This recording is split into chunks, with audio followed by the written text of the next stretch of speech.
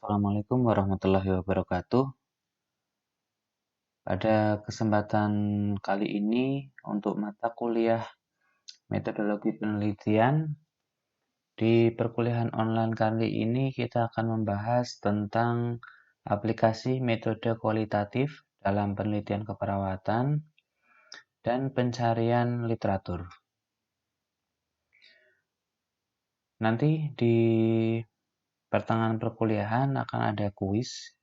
Silahkan nanti kerjakan kuisnya seperti biasa untuk penjelasan singkat di forum.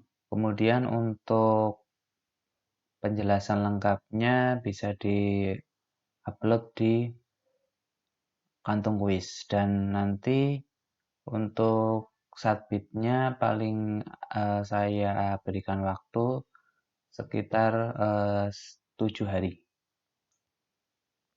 Kita mulai terlebih dahulu untuk materi tentang aplikasi metode kualitatif dalam penelitian keperawatan.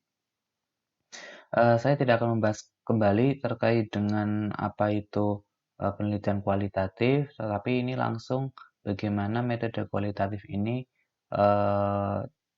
bisa diaplikasikan, ya, mulai dari pendahuluan, kemudian penelitian, pembahasan. Kita mulai saja. Sistematika penelitian kualitatif. Jadi sebenarnya di dalam penelitian kualitatif ada 5 tahapan sebagai patokan dalam penelitian. Dalam penelitian kualitatif belum terdapat format baku, tahapan-tahapan atau sistematika yang dapat dijadikan patokan dalam penelitian.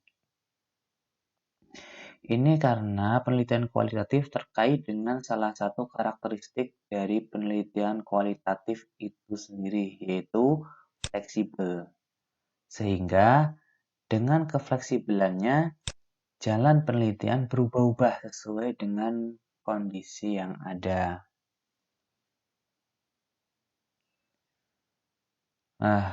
Jadi 5 tahapan itu, yang pertama mengangkat permasalahan. Permasalahan yang biasanya diangkat dalam penelitian ini adalah bersifat unik, ya, khas, memiliki daya tarik tertentu, spesifik, dan terkadang sangat bersifat individual karena beberapa penelitian kualitatif yang dilaksanakan memang bukan untuk kepentingan generalisasi. Jadi memang di sini permasalahan yang diambil adalah khusus, ya. Jadi lebih mengerucut. Nah, yang kedua, memunculkan pertanyaan penelitian. Nah, pertanyaan merupakan ciri khas dari penelitian kualitatif. Ya, jadi sebagai spirit yang fungsinya sama penting seperti hipotesis dalam penelitian kuantitatif. Nah, karena di dalam penelitian kualitatif memang biasanya tidak ada hipotesisnya. Sehingga pertanyaan penelitian ini betul-betul harus ada, ya, sebagai spirit untuk seperti hipotesis di penelitian kuantitatif.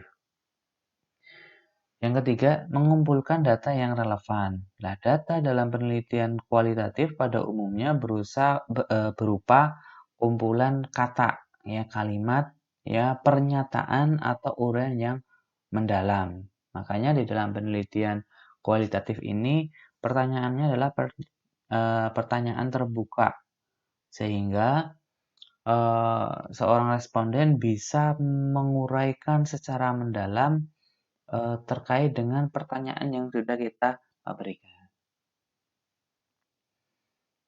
Nah, sehingga kita mengumpulkan kata, kalimat, ya, uraian yang disampaikan oleh responden.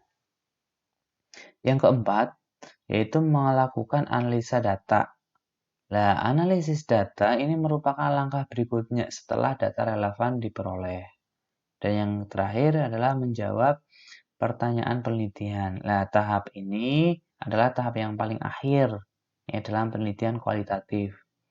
Ya, jadi tahapan ini untuk menjawab ya pertanyaan yang muncul ya di dalam pertanyaan penelitian. Nah, peneliti dapat menggunakan gaya menulis yang lebih bebas ya seperti narasi ya atau storytelling. Nah, sehingga dalam menjawab pertanyaan penelitian dapat lebih menarik untuk dibaca oleh pembaca. Nah, kita masuk ya bagaimana aplikasi metode kualitatif ini di dalam penelitian keperawatan yang mulai dari pendahuluan. Nah, pendahuluan di sini meliputi latar belakang. Nah, di dalam latar belakang ini tentang fenomena yang akan diangkat dalam penelitian, serta mengapa penelitian tersebut layak dilakukan. Nah, jadi hampir sama dengan penelitian kuantitatif terkait dengan fenomena yang diangkat dalam penelitian. Nah, alasan mengapa penelitian ini layak dilakukan. Nah, selanjutnya tentang fokus dari fenomena yang akan diteliti atau sentral phenomenon. Nah, disertai dengan keterangan yang lebih spesifik mengenai batasan-batasan sentral phenomenon tersebut. Nah, ini yang membedakan adalah terkait dengan eh, keterangan yang lebih spesifik mengenai batasan-batasan dari sentral phenomenon. Jadi, di dalam penelitian kualitatif ini lebih mengerucut, ya lebih spesifik, ya dibatasi, ya sehingga tidak terlalu luas. Yang berikutnya adalah terkait dengan tujuan penelitian. Nah, ini sama seperti penelitian kuantitatif, ya tentang tujuan yang akan dicapai melalui penelitian yang dilakukan. Nah, dan yang terakhir ya yang kita bahas terkait dengan manfaat penelitian. Nah, setelah kita apabila kita membuat penelitian ini, menyelesaikan penelitian ini, manfaat penelitiannya apa?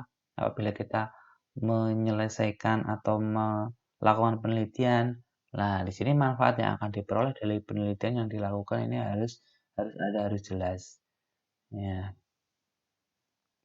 Nah, apakah penelitian ini akan bermanfaat ya bagi masyarakat, bagi mungkin responden itu sendiri, ya, atau bermanfaat bagi uh, keilmuan. Yang berikutnya kita langsung loncat saja ya ke hasil penelitian. Kalau metodenya dengan kuantitatif hampir sama, cuman perbedaannya ada di literatur review. Di literatur review atau di tinjauan pustaka, biasanya untuk penelitian kualitatif itu tidak terlalu banyak teori. Ya, kenapa? Karena kalau terlalu banyak teori, ini akan menggiring opini dari peneliti itu sendiri atau menggiring eh, opini dari seorang yang akan melakukan penelitian. Makanya dibatasi teorinya. Sehingga betul-betul eh, peneliti secara objektif mendapatkan materi, mendapatkan uraian ya, dari responden. Kita langsung masuk ke hasil penelitian.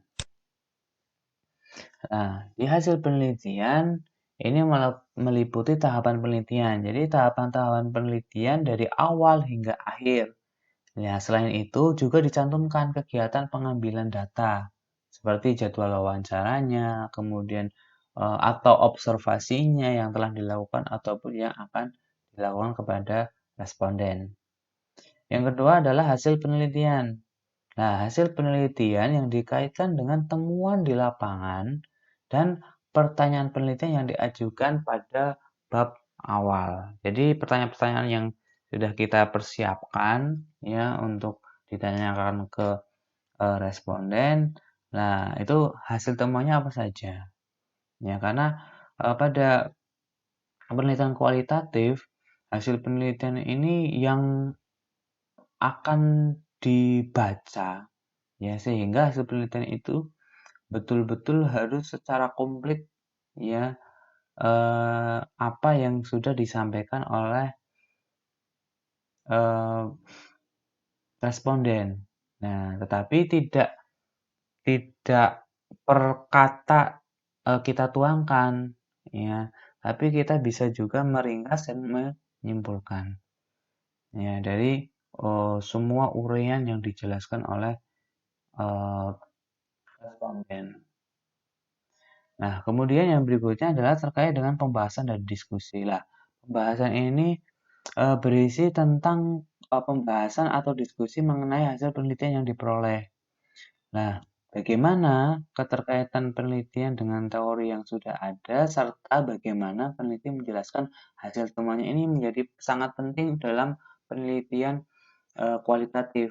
Yang menjadi kekuatan ya, atau menjadi power adalah selain dari apa yang dikemukakan oleh responden, juga bagaimana seorang peneliti ini bisa menjelaskan hasil temuannya, ya, terutama terkait dengan apa yang sudah dijelaskan oleh responden, dan di sini bagaimana peneliti bisa mengolah kata, ya, sehingga menjadi narasi yang bagus, ya. Ini karena ini memang menjadi power, ya, menjadi kekuatan di dalam penelitian kualitatif, bagaimana hasil penelitian dan pembahasan ini betul-betul dikupas, ya, secara mendalam. Nah, ini berdasarkan sudut pandang subjek penelitian yang disandingkan dengan sudut pandang teoritis. Nah, jadi kalau sudah kita mendapatkan hasil atau data, ya, hasil data dari responden, seorang peneliti menjelaskan, ya, terkait sesuai dengan sudut pandang responden yang dibandingkan dengan sudut pandang teoritis. Nah, ini harus dibahas secara tuntas, secara mendalam, karena inilah kekuatan dari penelitian kualitatif. Kita lanjut. Nah, terus bagaimana dengan kesimpulan dan saran? Ya, nah, kesimpulannya hampir sama dengan penelitian kuantitatif secara umum. Ini berisi tentang kesimpulan yang didapatkan berdasarkan hasil penelitian dan diskusi. Nah, untuk sarannya berisi tentang saran yang dikemukakan oleh peneliti berdasarkan hasil penelitian diskusi.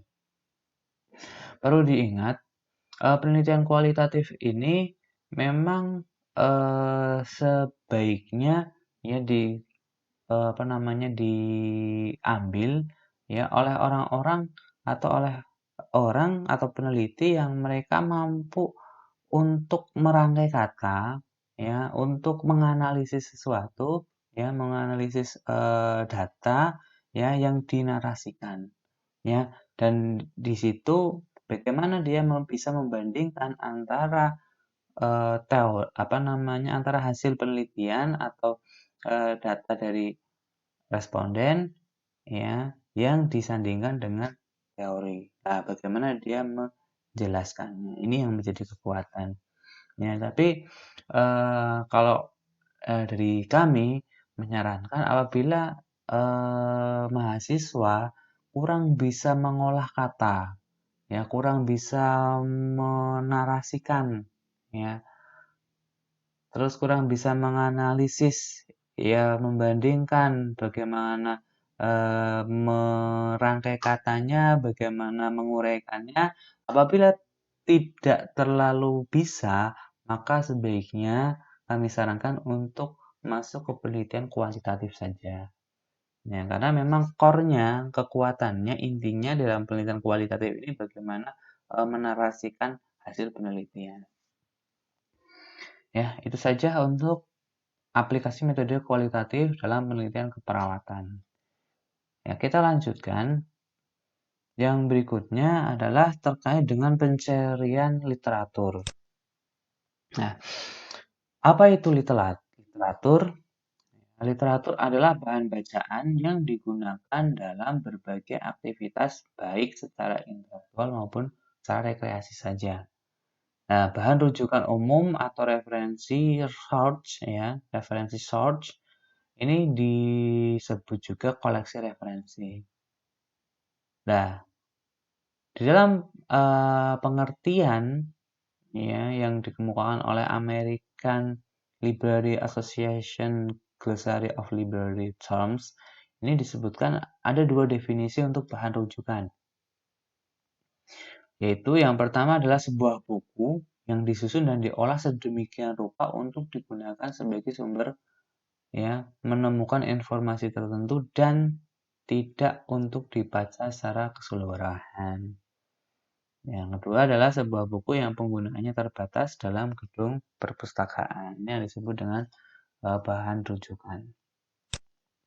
Nah, ada jenis-jenis literatur. Ya, jadi jenis literatur ini ada beberapa. Yang pertama, menurut lokasi penempatan koleksi. Itu dapat dibedakan menjadi koleksi umum dan koleksi referensi. Nah, koleksi umum itu terdiri atas buku untuk tingkat pembaca dewasa yang telah diolah dan ditempatkan di rak terbuka. Sebagian besar koleksi umum merupakan monograf atau judul dalam seri. Nah, terbitan berseri yang bukan majalah dapat dimasukkan ke dalam koleksi umum. Ini yang koleksinya bisa dipinjam. Kemudian yang kedua adalah referensi. Koleksi referensi atau koleksi rujukan. Ini menghimpun informasi yang secara langsung dapat menjawab pertanyaan. Contoh, kamus, ya, direktori atau ensiklopedia, ya, buku pedoman, buku pegangan dan lain sebagainya. Ya, jadi ini menghimpun informasi. Kemudian yang berikutnya adalah koleksi referensi juga menghimpun informasi yang merujuk kepada sumber informasi lain atau hanya menunjukkan lokasi di mana informasi yang dicari dapat ditemukan. Contohnya adalah katalog ya atau bibliografi dan lain sebagainya. Kita lanjut jenis literatur yang lain ya. Ini yang menurut tingkat ketajaman analisisnya. Ini dapat menjadi 3. Yang pertama adalah literatur primer, yang kedua sekunder, dan yang ketiga tersier. Apa itu literatur primer? Literatur primer adalah karya tulis asli yang memuat kajian mengenai sebuah teori baru atau menjelaskan suatu gagasan dalam berbagai bidang. Nah, literatur primer bisa berupa artikel majalah ilmiah, ya, jurnal, kemudian laporan penelitian, disertasi, paten, standar, makalah, seminar, dan lain sebagainya. Ini masuk ke literatur primer. Yang kedua adalah literatur sekunder. Literatur sekunder ini merupakan literatur yang isinya adalah informasi mengenai literatur primer. Ya, jadi literatur sekunder ini menawarkan literatur primer dengan cara meringkas atau membuat indeks. Ya, jadi menawarkan literatur primer. Jadi literatur sekunder ini menawarkan literatur primer tapi dengan cara meringkas dan membuat indeks. Jadi literatur sekunder tidak berisi pengetahuan baru, melainkan hanya mengulang dan menata pengetahuan yang sudah ada. Ya, literatur ini termasuk dalam jenis koleksi referensi seperti kamus, ensiklopedia, ya, thesaurus, directory, ada majalah abstrak, majalah indeks, bibliografi, tinjauan literatur, termasuk juga pangkalan data dan lain sebagainya. Yang terakhir adalah literatur tersier. Ini literatur yang memuat informasi yang merupakan petunjuk untuk memperoleh literatur sekunder. Nah, contohnya adalah bibliografi, ya dari bibliografi, directory dari directory dan lain sebagainya. Selanjutnya, nah beberapa sumber kepustakaan yang dapat digunakan oleh seorang peneliti. Yang pertama adalah abstrak hasil penelitian, ini bisa digunakan. Ya. Yang kedua adalah indeks, yang ketiga adalah review, yang keempat adalah jurnal-jurnal penelitian atau jurnal seminar, ya, dan buku referensi. Selanjutnya, yang berikutnya adalah terkait dengan internet. Karena sekarang kan hampir semuanya bisa diakses dari internet. Nah, apakah internet ini bisa sebagai sumber referensi? Dan apakah bisa menjadi sumber referensi utama? Nah, internet ini salah satu media informasi ya. Nah, karena sesuai perkembangan zaman, ya perubahan teknologi, maka internet ini bisa menjadi satu media informasi ya yang dapat terkoneksi dengan berbagai sumber informasi yang ada di berbagai belahan dunia hanya dalam waktu yang singkat. Ya, mungkin hanya hitungan menit saja. Nah, menulis suatu karya ilmiah menjadikan internet untuk mencari berbagai sumber referensi untuk dijadikan rujukan dalam penulisan karya ilmiah. Nah, kita lihat internet ini sebagai rujukan penulisan karya ilmiah. Ada berbagai hal yang harus diperhatikan. Yang pertama, internet tidak boleh menjadi sumber utama dalam penulisan suatu karya ilmiah. Ya. Kemudian yang kedua, internet boleh dijadikan sumber inspirasi ide dalam menulis karya ilmiah. Ya. Yang berikutnya, sebelumnya terkait dengan poin pertama, jadi kalau kita membuat sebuah karya tulis ilmiah, ya, kemudian kita semuanya dari internet, nah ini yang nggak boleh. Ya tetap harus ada dari referensi buku, ya dan sebagainya, dari jurnal dan lain sebagainya. Nah, selain yang kedua, terkait dengan boleh dijadikan sumber inspirasi ide dalam menulis karya ilmiah. Yang ketiga, jika mengambil sumber dari internet, maka sebaiknya kita mengambilnya dari website ya atau situs yang resmi. Contoh, website Kementerian Kesehatan atau website Badan Statistik. Nah, jika sumber website resmi tidak cukup, maka bisa merujuk pada link yang direkomendasikan oleh website resmi tersebut. Nah, untuk hal ini bisa dilihat dari daftar link yang ada di website resmi tersebut. Atau bisa merujuk pada website perguruan tinggi yang mempunyai fokus pada bidang yang sama. Kemudian yang berikutnya ini, ada sumber referensi dari internet yang dapat dijadikan rujukan utama. Ya, dan memiliki nilai yang sama dengan sumber ilmiah utama. Nah, sumber ini apa saja? Contoh adalah e-book. Karena e-book ini sama dengan buku fisik, buku yang lembaran-lembaran kertas sama. Ya, isinya sama. Kalau ini bisa dijadikan sebagai sumber rujukan utama. Ya, tetapi jangan semuanya ya dari e-book. Ya, tapi ada buku aslinya ya dari sumber yang lain gitu ya. Nah, tapi ini bisa dijadikan sumber utama. Kemudian jurnal ilmiah elektronik ya. Jadi jurnal secara fisik ada, tapi isinya sebenarnya sama dengan e-jurnal. Ya, hanya saja yang ini tidak dicetak ya, yang jurnal yang di kertas itu dicetak. Ya, isinya sama. Ya. Nah, jadi hakikatnya sama. Bedanya yang satu paperless, yang satu pakai paper. Ya, yang dapat di-download dari website resmi pemerintah, universitas, ya, perpustakaan nasional, atau lembaga penelitian pemerintah, ya, atau lembaga apa ya yang menerbitkan jurnal, ya, dan website-website yang dia memang menyediakan buku elektronik atau jurnal-jurnal ilmiah elektronik. Nah, ini bisa. Nah, sumber berupa buku elektronik dan jurnal ilmiah elektronik ini nilainya sama dengan buku cetak serta jurnal ilmiah cetak. Hanya saja dalam penulisan ini yang harus digarisbawahi atau di bold ya. Ini bahwa ketika penulisan daftar pustaka tetap harus disebutkan sumber websitenya serta tanggal kapan diaksesnya. Ini yang menjadi poin pentingnya.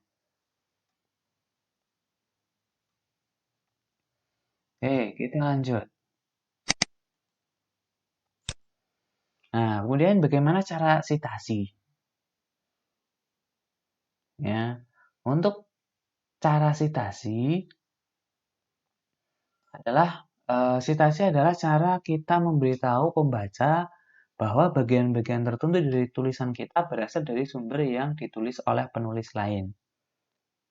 Ya. Nah, tujuan dilakukannya sitasi ini untuk menjunjung kejujuran akademik atau intelektual dan menghindari plagiarisme. Jadi kalimat yang kita susun, ya, mungkin kita ngambil dari orang lain, maka dituliskan siapa yang sebagai penulisnya. Sehingga kita tidak mengklaim bahwa itu tulisan kita, tapi itu memang tulisan orang lain yang kita masukkan sebagai referensi kita. Nah, contoh penulisan sitasi menggunakan standar Harvard ini sebagai gaya sitasi yang dianut oleh banyak universitas.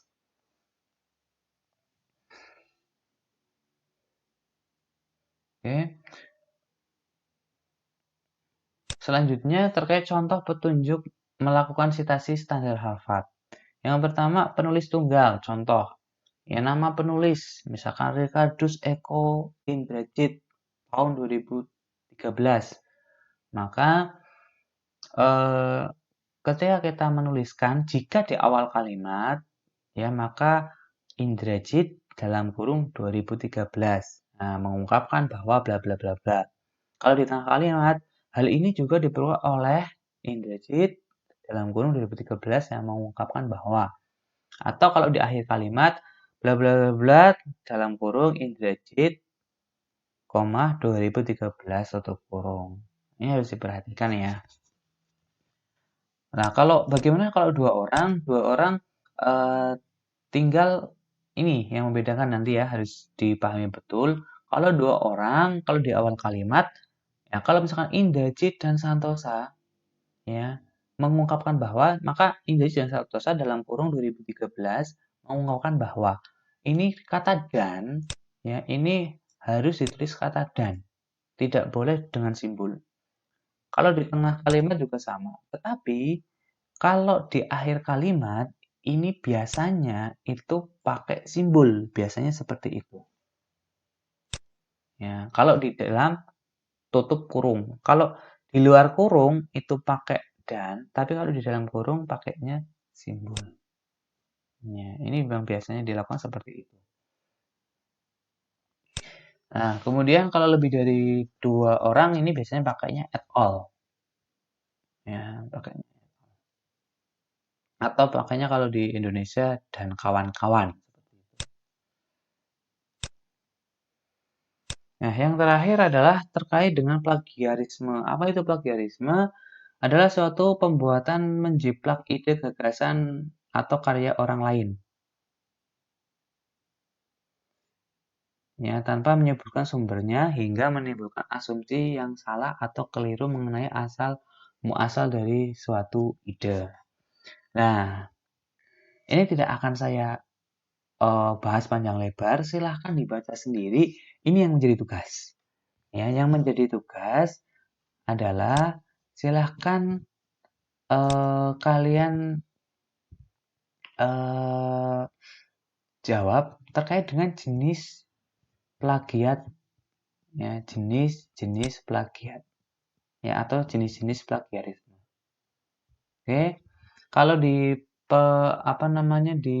forum nanti jenis-jenis plagiarisme, misalkan jenis plagiat berdasarkan aspek yang dicuri, plagiat ide, plagiat kata demi kata, plagiat sumber, plagiat kepengarangan. Ya, kemudian plagiat jenis jenis plagiat berdasarkan proporsi yang dibajak. Ya, plagiat ringan, sedang, total. Ya, plagiat berdasarkan pola, total, parsial, autoplagiasi, plagiarisme antar bahasa. Ya, itu saja kalau masuk di di kolom forum. Tapi di kantung kuis silahkan kalian jelaskan. Apa itu plagiarisme berdasarkan aspek yang dicuri? Ya, plagiarisme ide adalah tipe plagiat yang relatif sulit dibuktikan karena ini. Jadi ada penjelasan ketika kalian mengumpulkan di kantung kuis. Ya, saya rasa itu saja untuk pertemuan kali ini, semoga bermanfaat. Saya akhiri, wassalamualaikum warahmatullahi wabarakatuh.